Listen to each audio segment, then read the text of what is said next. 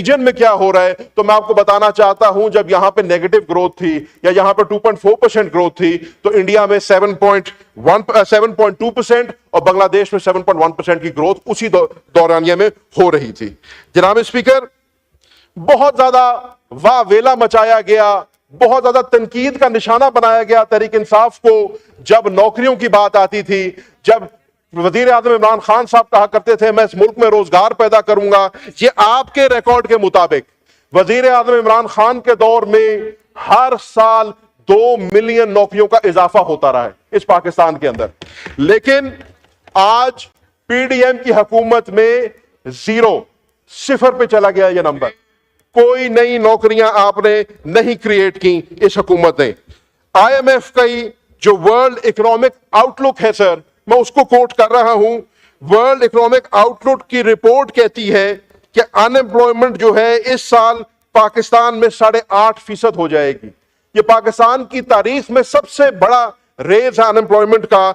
ये 6% से 8.5% पे जो 2.5% का इजाफा हो रहा है, ये तकरीबन 55 लाख लोग बनते हैं जो इस पीडीएम की रजीम के अंदर अनएम्प्लॉय होने जा रहे हैं। जो लोग हमारे पे तनकीद करते थे नई नौकरियों की, उनके दौर के अंदर जो नौकरियों के अंदर थे वो भी बेघर और अपनी नौकरी से हाथ धो बैठ रहे हैं।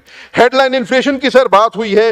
हेडलाइन इन्फ्लेशन जो है पाकिस्तान तहरीक इंसाफ के दौर में 2 साल कोविड के पेंडेमिक के होने के बावजूद भी 12% पे थी जनाब स्पीकर, और आज 2023 में ये 29% थी और आज 25% है। ये भी पाकिस्तान की तारीख का इन्होंने एक और रिकॉर्ड तोड़ा है कि सबसे ज्यादा इन्फ्लेशन इनके दौर में हो रही है। जनाब स्पीकर, इसी तरीके से जो गुर्बत की सतह है, ये वर्ल्ड बैंक की रिपोर्ट कह रही है सर कि पॉवर्टी जो है वो 40% से बढ़ी है। पीटीआई की गवर्नमेंट के अंदर जो 34% थी वो 40% से बढ़ी है। इसका मकसद ये है, अगर मैं इसको क्वांटिफाई कर दूं तो 1.25 करोड़ लोग ऐसे हैं जो पॉवर्टी लाइन से नीचे चले गए हैं। जनाब स्पीकर, ये वो चंद चीजें हैं जो मैंने आपके गोश गुजार की हैं, जो रजीम चेंज ऑपरेशन की वजह से और इस इनलेजिटिमेट फॉर्म 47 की हुकूमत के आने वजह से पाकिस्तान ने बेर की हैं। ये कहना गलत नहीं होगा जनाब स्पीकर। यहां पर बड़ी बात की जाती है 1971 की, लेकिन अगर मैं आज जनाब स्पीकर ये कहूं कि 1971 के सानिये के को मिला लें, 2010 के मिला लें, इन सब ने पाकिस्तान का इतना नुकसान नहीं किया जितना इस पीडीएम की हुकूमत ने और रजीम चेंज ऑपरेशन ने पाकिस्तान का किया। जनाब स्पीकर, जो 2025 का बजट इन्होंने दिया है, ये ना सिर्फ रिग्रेसिव है बल्कि ये एंटी ग्रोथ है। और जनाब स्पीकर, मैं उसकी मिसाल देता हूं कि एफपीआर के जो टारगेट्स हैं वो 12 ट्रिलियन पे रखे गए हैं। ये 40% का इंक्रीज है जो इन्होंने अपना प्रोजेक्ट किया है। जनाब स्पीकर, इस मईशत के अंदर, इस लो ग्रोथ एनवायरनमेंट के अंदर ये इन्होंने टैक्स नेट नहीं बढ़ाया, इन्होंने जो एग्जिस्टिंग टैक्स पेयर है उसके ऊपर और बोझ डाला है ताकि जो बेचारा इस मुल्क में टैक्स पे करता है उसकी भी बस हो जाए। जनाब स्पीकर, इनकी ये जो प्रेडेटरी टैक्स रिजीम्स थी, आपको याद होगा कि जब मिफ्ता इस्माइल साहब का दौर था तो मिफ्ता इस्माइल साहब ने सुपर टैक्स 10% लगाया और यहां पर इस फ्लोर पर कस्में देके कहा कि 1 साल का टैक्स होगा, 1 साल से आगे ये टैक्स नहीं जाएगा। आज तीसरा साल है उस टैक्स का तसलसल हो रहा है। आज तीसरा साल है कि पाकिस्तान का जो एग्जिस्टिंग टैक्स पेयर है उसके ऊपर कमर तोड़ टैक्स डाले जा रहे हैं, टैक्स नेट में इजाफा नहीं किया जा रहा। जनाब स्पीकर, इसी तरीके से जो पाकिस्तान तहरीक इंसाफ ने अपने दौर के अंदर अच्छे इकदाम लिए थे टैक्स नेट को बढ़ाने के लिए, एफबीआर रेवेन्यू को बढ़ाने के लिए, उनको बढ़ाने की बजाय इन्होंने उनको बंद कर दिया। मैं आपको मिसाल देता हूं उसकी। सर, पाकिस्तान तहरीक इंसाफ के दौर के अंदर हमने रिटेल के ऊपर जो है पीओएस सिस्टम लगाया था। 1 लाख टियर 1 रिटेलर को हमने ये देखा कि जीएसटी भरा जा रहा है, कंज्यूमर जीएसटी देता है, लेकिन वो जो है हुकूमत के कॉफर्स में नहीं आता, तो पीओएस सिस्टम्स लगाए गए, इन्होंने उसको विड्रॉ किया। इसी तरीके से ट्रैक एंड ट्रेस सिस्टम लगाया गया, शुगर इंडस्ट्री शुरू किया गया। जब शुगर इंडस्ट्री में ट्रैक एंड ट्रेस लगाया गया तो पता चला कि प्रोडक्शन जो है 20% ज्यादा हो रही है रिपोर्टिंग से। इसी को हमने आगे टबैको इंडस्ट्री में, सीमेंट इंडस्ट्री में, दीगर इंडस्ट्रीज में लेके जाना था, लेकिन रजीम चेंज ऑपरेशन हो गया सर, और बाकी कहानी आपके सामने है। इसी तरीके से sir single window customs facility दी गई ताकि ईज ऑफ बिजनेस हो, ताकि लोगों को उनका रिफंड वापस मिल सके। लेकिन आपने देखा कि ये सारे प्रोग्रेसिव स्टेप्स जो पाकिस्तान तहरीक इंसाफ ने किए थे टैक्स नेट को बढ़ाने के लिए, एफबीआर रेवेन्यूज को बढ़ाने के लिए, उनको शेल्फ किया गया है। और जो सबसे बड़ी सितम ज़रीफी है जनाब स्पीकर, ये इनके अदाद शुमार बता रहे हैं कि 43 million potential tax payer identify किया था एफबीआर ने। उस आइडेंटिफाइड टैक्स पेयर को नेट में लाने की बजाय आपने उनको नजरअंदाज किया है और आपने एग्जिस्टिंग टैक्स पेयर की कमर तोड़ी है। इसी तरीके से अपना टैक्स नेट ब्रॉडन करने की बजाय इन्होंने वीक टैक्सेशन मेजर्स लिए हैं। इन्होंने रियल एस्टेट सेक्टर को टैक्स करने की कोशिश की है, लेकिन वो इतना वीक लॉ है, इतना कमजोर लॉ है कि जनाब स्पीकर आप देखेंगे आने वाले दिनों में ये चैलेंज भी होगा और कोर्ट से सेटिस्फाइड भी होगा। इसी तरीके से सर मैं आगे चलता हूं क्योंकि वक्त कम है, मुझे अंदाजा है।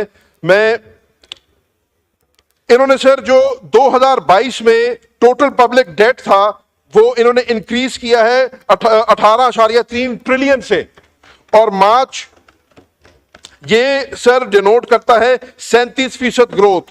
अब ये सरप्राइजिंग नहीं है सर, क्योंकि ये फॉर्म 47 की जो हुकूमत है इसका काम यही है, इन्होंने अनप्रेसिडेंटेड राइज इन टैक्सेशन किया है जो कि एग्जिस्टिंग टैक्स पेयर के ऊपर बोझ बनता जा रहा है। अच्छा सर मैं ये भी कहता चलूं यहां पे कि कोई भी नया एक्सपेंडिचर जो इन्होंने रिडक्शन करने के लिए बात नहीं की। मुल्क के अंदर जो है जिस तरीके से इन्होंने, मैं सर कोशिश कर रहा हूं जल्दी बात खत्म करूंगा, इन्होंने कोई भी notable sir expenditure reduction measure नहीं बताया। इनकी जो शाहाना लाइफस्टाइल है वो वैसी चल रहा है, जो हेलीकॉप्टरों की खरीद है वो वैसी चल रही है, जो वजीर आजम हाउस के खर्चे हैं वो वैसी चल रहे हैं। लेकिन बजट के अंदर कोई ऐसा इकदाम नहीं बताया गया जिससे ये बताएंगे कि ये अपने खर्चे कम कैसे कर रहे हैं और ये अपनी जो डेट रिक्वायरमेंट्स है वो कैसी पूरे करेंगे। मैं इसी तरीके से जनाब स्पीकर बात अपनी वाइंड अप कर रहा हूं कि ये जो बजट है सर ये इन्फ्लेशन को फ्यूल करेगा। पहले मैंने आपको बता दिया कि पाकिस्तान की तारीख की सबसे ज्यादा इन्फ्लेशन जो है इस हुकूमत के दौर में हुई है और आइंदा ये मजीद बढ़ेगी। उसकी वजह यह है जनाब स्पीकर कि इन्होंने एक नई वेव इन्फ्लेशन की जो है आवाम के ऊपर बर्पा की है।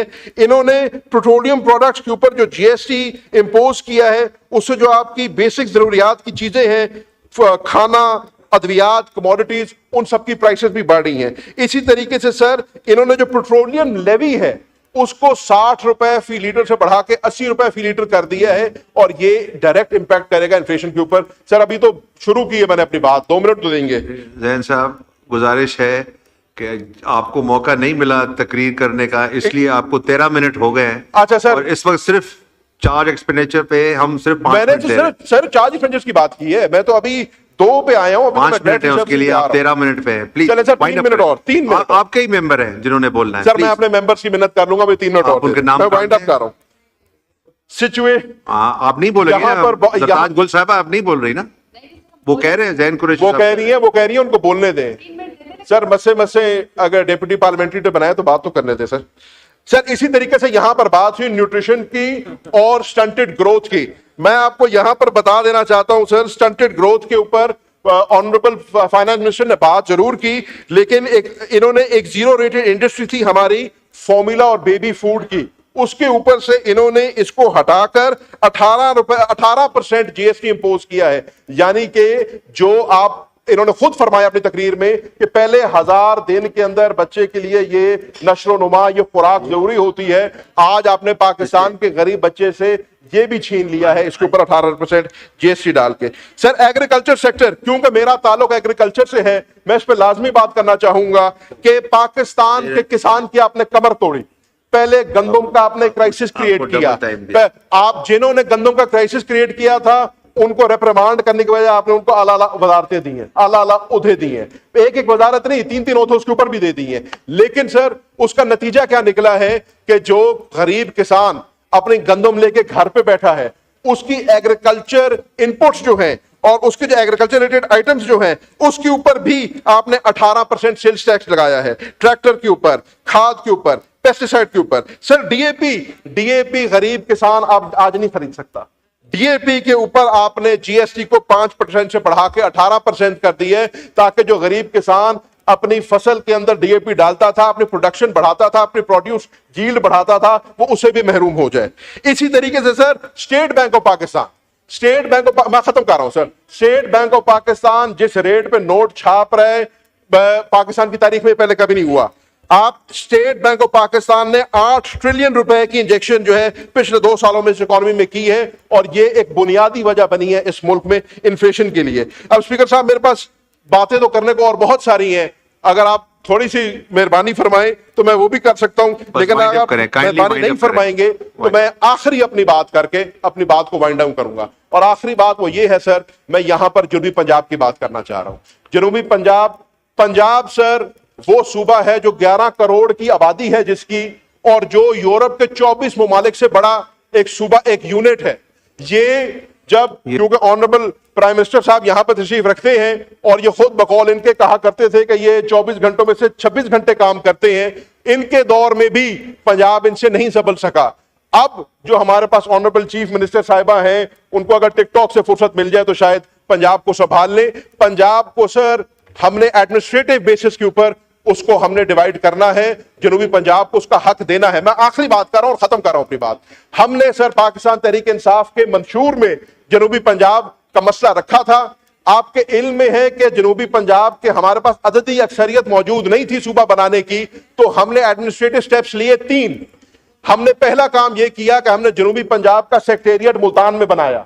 हमने 19 महकमों को वहां पर उनके सेक्रेटरीज को बिठाया, रूल्स ऑफ बिजनेस को अमेंड किया और उनको बाइख्तियार किया। उसके साथ साथ हमने एडीबी को बाइफरकेट किया और जनूबी पंजाब के एडीबी को अलहदा करके उसको रिंग फेंस किया, ताकि जनूबी पंजाब का पैसा जनूबी पंजाब में लग सके। और जो हमने तीसरा अच्छा काम किया था वो ये किया था कि जनूबी पंजाब का जो गयूर नौजवान है उसको उस हिस्से की नौकरी मिले। जैसे जुल्फिकार अली भुट्टो साहब ने सिंध में अर्बन और रूरल कोटा बनाया था, वैसे हमने कोशिश की थी कि जनूबी पंजाब के हम नौजवान को उसका हिस्सा दे सके। बदकिस्मती ये, और इसमें पीपल्स पार्टी बराबर की शरीक है क्योंकि इस हुकूमत का हिस्सा है, इस हुकूमत ने आके उस सारे का रोल बैक किया। इन्होंने हमारा सेक्रेटेरिएट बंद किया, इन्होंने जनूबी पंजाब के नौजवान के मुस्तकबिल पर लात मारी है, और इन्होंने जनूबी पंजाब को उसके हक से महरूम किया है। इसकी जितनी मजम्मत की जाए वो कम है। जनाब स्पीकर, मैं आपका शुक्रिया अदा करता हूं। शुक्रिया।